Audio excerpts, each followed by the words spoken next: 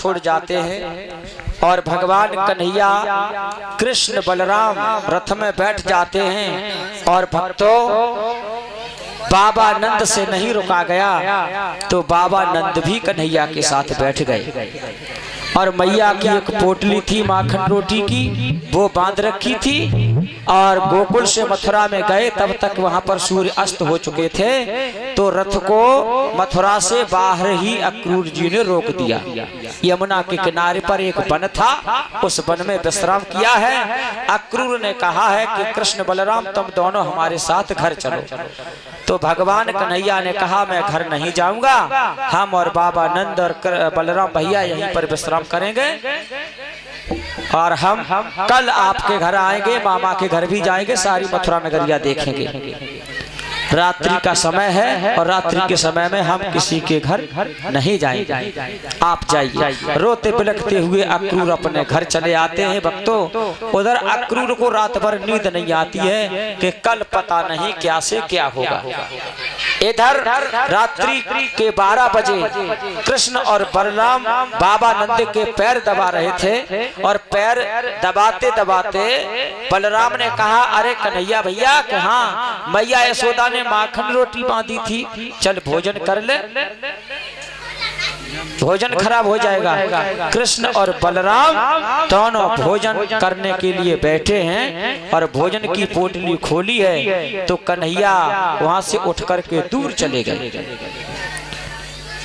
बलराम ने सोचा ये कन्हैया हो सकता है दिशा मैदान के लिए गया हो, बहुत देर हो गई। बलराम आवाज लगाते हैं, कन्हैया आवाज नहीं देते हैं। बलराम चल करके पहुंचे, वहां पर देखा तो दोनों घुटनों में अपना सिर दे करके कन्हैया फूट फूट करके रो रहे थे। क्यों रो रहे थे?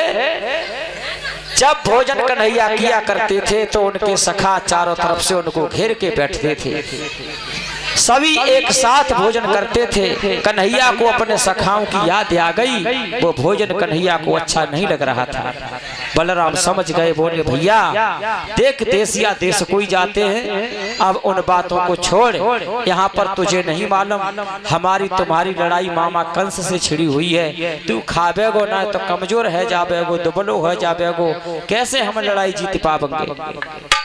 बलराम समझा बुझा करके कन्हैया को लाते हैं और बाबा नंद से दोनों भैया बोले, बाबा आपकी आज्ञा हो जाए तो मेरी इच्छा है मैं मथुरा नगरिया घूमे आऊं।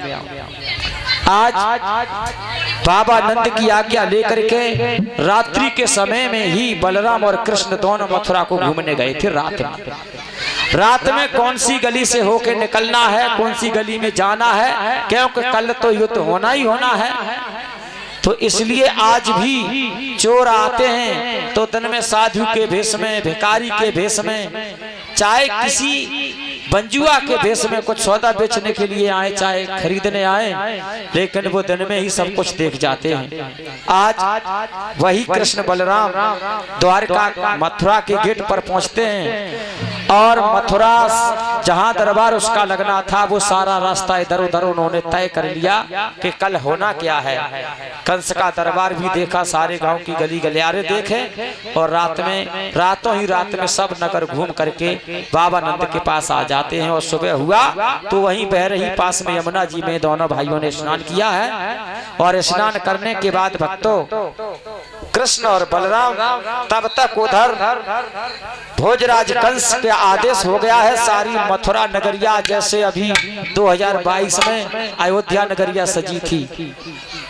भगवान राम आए, दुल्हन की तरह मथुरा नगरिया सजाई गई। तो भक्तों आज कृष्ण और बलराम जब आगे को बढ़े हैं तो आगे क्या देखा है, दरबार तो सजा ही सजा है।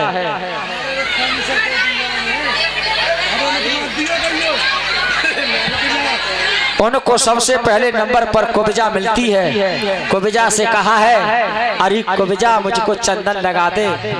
कुब्जा से बहुत आगे पीछे की बातें हुई, प्रेम मोहब्बत की बातें होती रही। तुम हमें पंचवटी पर मिली थी, तब तो विवाह नहीं हो पाया, लेकिन अब तुम्हारा मनोरथ पूर्ण करेंगे।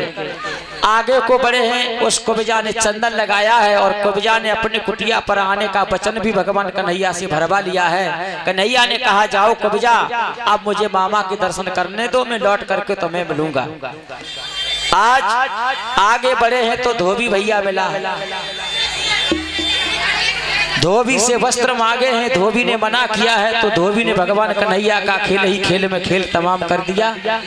धोबी को मार करके अच्छे कपड़े लेकर के कन्हैया आगे बढ़े हैं तो उनको पहनने का तरीका ही नहीं मालूम था। उन वस्त्रों को लेकर के आगे बढ़े तो एक दर्जी भैया मिला। दर्जी भैया ने काट पीट करके उनको सही फिटिंग करके बना दिया।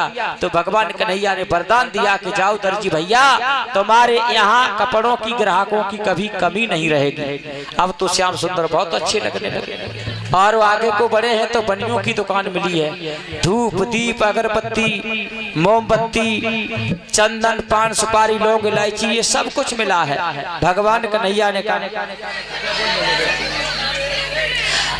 कन्हैया ने बनियों से पूछा है कि बनियों अपना चंदन मुझे लगा दो। और बनियों ने भगवान कन्हैया को जनेऊ भी धारण कराए हैं और इत्र तेल फुलेल लगाए हैं, तमाम खुशबूदार सेंटें लगाई हैं, धूप बत्ती अगरबत्ती से सबसे उनका सम्मान किया है। बनियों को वरदान दिया है तुम्हारे यहाँ हमेशा सौदा बिकती रहेगी। तो आज भी कथा भागवतें होती हैं। पान सुपारी